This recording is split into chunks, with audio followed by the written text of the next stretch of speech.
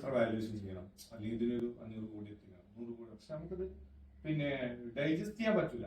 പക്ഷെ നമ്മളത് ആക്സെപ്റ്റ് ചെയ്തു പറഞ്ഞാൽ വാട്ടെവർ എന്തോ ആയിക്കോട്ടെ. പിന്നെ ഓരോരുത്തർ വിവരമുള്ള ആളാണ്, അതിനെ കുറിച്ച് നമ്മൾ വെറുതെ എന്ത് ചെയ്യാൻ പോകണ്ട, നമുക്ക് ചെയ്യേണ്ട ആവശ്യമില്ല. നമ്മൾ കീപ്പ് ചെയ്യാം. ഞാനൊരു ഡോക്ടറാണ്, എനിക്ക് അത് മാത്രമേ അറിയുള്ളൂ.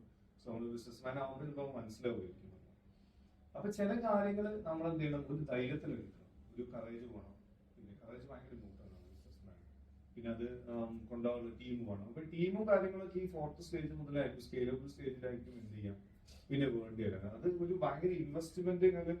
ഫസ്റ്റ് ബിസിനസ് ഇട്ടതിനേക്കാൾ കൂടുതൽ ഇൻവെസ്റ്റ്മെന്റ് ഈ സമയത്ത് മണി ആൻഡ് ടൈം എന്ത് ചെയ്യേണ്ടി വരും, പിന്നെ വേണ്ടി വരും. അതാണ് ഏറ്റവും ഒരു കാര്യം. പിന്നെ കറേജാണ്. കറേജും ഇതും വരണമെങ്കിൽ എന്ത് ചെയ്യണം, നമുക്ക് ഇത് എത്തിക്കാൻ പറ്റുന്നുള്ള കോൺഫിഡൻസ് വേണം. അപ്പൊ അത് ഡിസൈഡ് ചെയ്യപ്പോഴും എന്താണ് നമ്മൾ നോളജ് ആയിരിക്കും.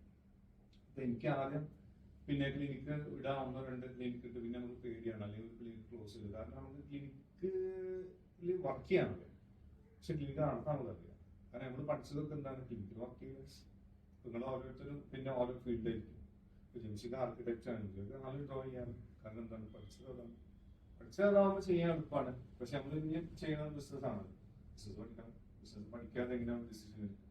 ഇപ്പൊ ഞാൻ ഒരു പേഷ്യന്റ് നോക്കുന്ന സമയത്ത് പിന്നെ അയാളൊരു പെയിൻ ആയിട്ട് വന്നു കഴിഞ്ഞാൽ അത് ഫില്ല് ചെയ്യണോ, റൂട്ട് കനാൽ ചെയ്യണോ, പറിക്കണോ എന്നൊക്കെ എന്ത് ചെയ്യാൻ പറ്റും, എനിക്ക് ഡിസൈഡ് ചെയ്യാൻ പറ്റും.